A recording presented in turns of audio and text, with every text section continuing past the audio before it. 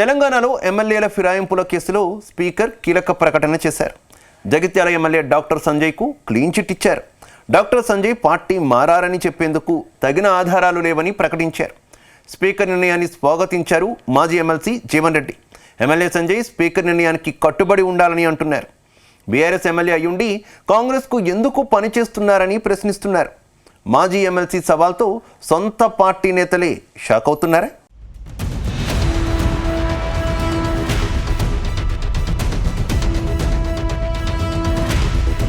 తెలంగాణలో ఎమ్మెల్యేల పార్టీ ఫిరాయింపుల వ్యవహారంలో స్పీకర్ మరోసారి కీలక నిర్ణయం ప్రకటించారు.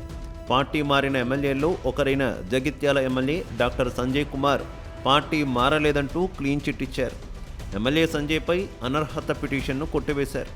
సంజయ్పై అనర్హత వేటు వేయాలని మాజీ మంత్రి జగదీష్ రెడ్డి పిటిషన్ వేశారు. సంజయ్ పార్టీ మారనడానికి తగిన ఆధారాలు లేవని స్పీకర్ స్పష్టం చేశారు. ఫిరాయింపుల కేసులో ఇప్పటిదాకా 8 మందికి స్పీకర్ క్లీన్ చిట్ ఇచ్చారు. ఓవైపు జగిత్యాల ఎమ్మెల్యే సంజయ్ కుమార్ మున్సిపల్ ఎన్నికల్లో కాంగ్రెస్ పార్టీ తరపున అభ్యర్థుల్ని నిలబెట్టి విజయం కోసం ప్రచారం చేస్తున్నారు. ఇలాంటి సమయంలో స్పీకర్ ఈ నిర్ణయం ప్రకటించడం చర్చనీయాంశంగా మారింది.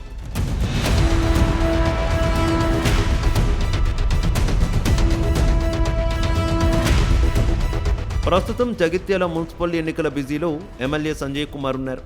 కాంగ్రెస్ పార్టీ అభ్యర్థులను గెలిపించుకునేందుకు గట్టి ప్రయత్నాలు చేస్తున్నారు. మాజీ ఎమ్మెల్సీ జీవన్ రెడ్డిని కాదని తనకు ఎక్కువ సీట్లు కేటాయించేలా చేసుకున్నారు. ఇప్పుడు తన మద్దతుదారులను గెలిపించుకునే బాధ్యతలను తానే తీసుకున్నారు. అయితే డాక్టర్ సంజయ్కు ఎక్కువ సీట్లు కేటాయించడాన్ని మాజీ ఎమ్మెల్సీ జీర్ణించుకోలేకపోతున్నారు. అందుకే తన మద్దతుదారులతో కలిసి ఎమ్మెల్యే పైన తీవ్రస్థాయిలో ఆగ్రహం వ్యక్తం చేశారు. అటు జీవన్ రెడ్డి అనుచరులకు టికెట్లు దక్కకపోవడంతో వాళ్లు కన్నీళ్లు పెట్టుకున్నారు. కాంగ్రెస్ పార్టీ మెట్పల్లి పట్టణ మహిళా అధ్యక్షురాలు హరిత ఇటీవల పార్టీలో చేరిన గణేష్కు కాంగ్రెస్ పార్టీ టికెట్ ఇవ్వడంపై ఆగ్రహం వ్యక్తం చేశారు. జీవన్ రెడ్డి తీవ్ర అసంతృప్తి వ్యక్తం చేశారు. పార్టీ నిర్ణయం తనను తీవ్రంగా కలిచివేసిందని ఆయన ఆవేదన వ్యక్తం చేశారు. చాలా కష్టపడ్డాను. చాలా సంవత్సరాలు అయితే నేను కష్టపడమండి. నేను మహిళలకు అండగా ఉంటూ అక్కడ కష్టపడుతున్నా. నేను ఒక మహిళను అడిగిన, ఎవరు మొగోళ్ళు వచ్చినా నా భార్యకి అడిగిన టికెట్లు, కానీ నేను సొంతంగా నేను నిల్చుంటా, నా వార్డు సమస్యలకు నేను పరిష్కారం చేసుకుంటాను. వచ్చి ఒక టౌన్ అధ్యక్షురాలు అడుగుతా టికెట్ ఇవ్వకపోవడం ఇది ఏంది సార్ నాకు చెప్పండి. కన్ఫర్మ్ నిన్న నైట్ దాకా కూడా కన్ఫర్మ్ అయింది సార్ నాది. మార్నింగ్ ఎట్లా చేంజ్ చేస్తారు సార్ చెప్పు.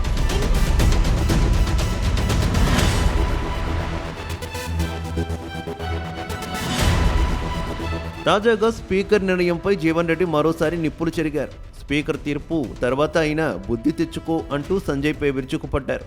పక్కింటి సంసారంలో చిచ్చు పెట్టద్దన్నారు. నీ సంసారం నువ్వు చూసుకో, కాంగ్రెస్ కుటుంబంలో చిచ్చు పెట్టద్దని జీవన్ రెడ్డి వ్యాఖ్యానించారు. ఇదే సమయంలో ఎమ్మెల్యే సంజయ్ అనర్హత పిటిషన్పై స్పీకర్ తీర్పును స్వాగతించారు. సంజయ్ బీఆర్ఎస్ పార్టీలో ఉన్నారంటూ స్పీకర్ ప్రకటించడాన్ని స్వాగతిస్తున్నానన్నారు. ఇకనైనా స్పీకర్ తీర్పుతోనైనా కరెక్ట్గా ఉండాలంటూ జీవన్ రెడ్డి అంటున్నారు. నా కాంగ్రెస్ పార్టీలో చిచ్చు పెట్టకు, నీ పార్టీలో నువ్వు కరెక్ట్గా ఉండు, నా పార్టీ అంతర్గత విషయాల్లో ఎందుకు వేలు పెడుతున్నావని ప్రశ్నిస్తున్నారు.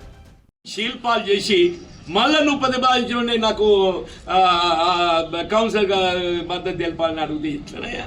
ప్రజలు గమనించాలనుకుంటున్నావే? ప్రజల మార్పు కూడా సిద్ధంగా ఉంటే అరే నీకు ఇదంతా ఇట్లా ఉన్నదిరా, ప్రవాహం అంతా ఏదైతుందో ప్రభుత్వం వైపు ఉన్నది, ప్రవాహం అంతా ప్రభుత్వం వైపు ఉంది, కాంగ్రెస్ పార్టీ దిక్కుంది, నేను ప్రవాహానికి అనుకూలంగా ఈత కొడతా. నేను జీవనరెడ్డికి పిసోడు నా ఎదురించడానికి. జీవనరెడ్డి పిసోడు, వాడు ఎటు కూడా గడ్డే ఉంటాడు. అనేది ఉందో నీ కాంగ్రెస్ కార్యకర్తల కాళ్ళ కట్టడం పెట్టినట్టు మహాత్ములు కాజే ప్రయత్నం చేస్తే ఇది ఎక్కడ న్యాయమయా? నేను ఇప్పటికైనా స్పీకర్ గారి తీర్పు తర్వాత బుద్ధిగా బెదురుకో. స్పీకర్ గారి తీర్పు తర్వాత బుద్ధిగా బెదురుకో. ఆ పక్కింటోడి కన్న వేసే బుద్ధి మార్చుకో. పక్కింటోడి కన్న వేసే బుద్ధి మార్చుకో. పక్కింటోడి సంసారంలో చిచ్చు పెట్టే ప్రయత్నం మానుకో. పక్కింటోడి సంసారంలో చిచ్చు పెట్టే ప్రయత్నం మానుకో. నీ సంసారం నువ్వు చక్కగా చేసుకో. నీ సంసారం నువ్వు చక్కగా చేసుకో. నీ సంసారం నువ్వు చక్కగా చేసుకుంటూ నా సంసారాన్ని చిచ్చు పెట్టకండి. నా కుటుంబం చిచ్చు పెట్టకంటూ, నా కాంగ్రెస్ కుటుంబం చిచ్చు పెట్టకండి. అటు డాక్టర్ సంజయ్ సైతం తాను బీఆర్ఎస్ పార్టీ ఎమ్మెల్యేనే అంటున్నారు. తన నెల జీతం నుంచి 5,000 రూపాయలు కట్ అవుతున్నాయని చెబుతున్నారు. గతంలో బీఆర్ఎస్ ఎమ్మెల్యేనంటూ అఫిడవిట్ ఇచ్చానని గుర్తు చేస్తున్నారు. అసెంబ్లీలో బీఆర్ఎస్ పార్టీ బిల్లులు ప్రవేశపెట్టి విప్ జారీ చేస్తే నేను మద్దతు ఇస్తానంటూ ప్రకటించారు. తానెప్పుడూ బీఆర్ఎస్ అధిష్టానాన్ని విమర్శించలేదని అంటున్నారు. తన ప్లాన్ ఎలక్షన్ కోసం కాదు, అభివృద్ధి కోసమే అంటున్నారు. అయితే తనతో కలిసి వస్తున్న కాంగ్రెస్ పార్టీ అభ్యర్థులకు ఇబ్బంది కలగకుండా ఇండిపెండెంట్ అభ్యర్థులకు ప్రచారం చేస్తానని అంటున్నారు. కాంగ్రెస్ పార్టీకి మద్దతుగా, జగిత్యాల అభివృద్ధికి మద్దతుగా ఉన్న అభ్యర్థులను కౌన్సిలర్లుగా గెలిపించాలని కోరుతున్నారు. నెలకు 5,000 రూపాయలు మా జీతం నుంచి కట్ అయితే నేను ఎన్నడూ ఆబ్జెక్షన్ చేయలే. నేను బీఆర్ఎస్ లెజిస్లేటివ్ పార్టీ సభ్యున్నే, నేను ఆబ్జెక్షన్ చేయలే. నేను అంటున్నారు అఫిడవిట్ ఇచ్చిండు, వాస్తవమే. అఫిడవిటే కాదు నెలకు 5,000 కట్టినా భయ్, అఫిడవిటే కాదు నెలకు 5,000 కట్టా.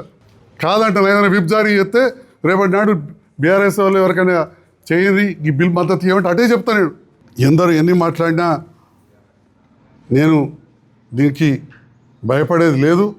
నేను ఎలక్షన్ కోసమో లేకపోతే సొంత లాభం కోసం కాదు, జగిత్యాల అభివృద్ధే నా ఆరాటం. ఆ ఆరాటం కోసమే నేను పాటుపడుతున్నా. ఇప్పుడు కూడా నేను మీడియా ముందు, అది రాష్ట్ర స్థాయిలో ఉన్న మా విలేకరులు కావచ్చు, అందరూ కావచ్చు, మీడియా, ప్రింట్, ఎలక్ట్రానిక్ మీడియా మిత్రులందరూ ఇక్కడ వాళ్ళని కూడా కొడతా ఉన్నా. నేను ప్రభుత్వంతో కలిసి పనిచేస్తా. ప్రభుత్వంతో కలిసి పనిచేసే కాంగ్రెస్ అభ్యర్థులు గెలిపించాలని చెప్పి కూడా నేను ఈ సందర్భంగా మీ ద్వారా విన్నవించుకుంటున్నాను. మొత్తం మీద జగిత్యాల పంచాయతీ కాంగ్రెస్ పార్టీకి ఇబ్బందిగా మారుతోంది.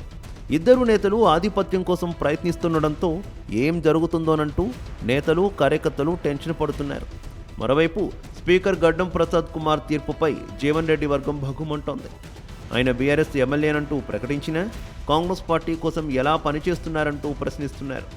ఏది ఏమైనా అధికార పార్టీలో కుమ్ములాటలతో ప్రతిపక్షాలకు లాభం జరగడం ఖాయమని సొంత పార్టీ నేతలు తెగ చర్చించుకుంటున్నారు.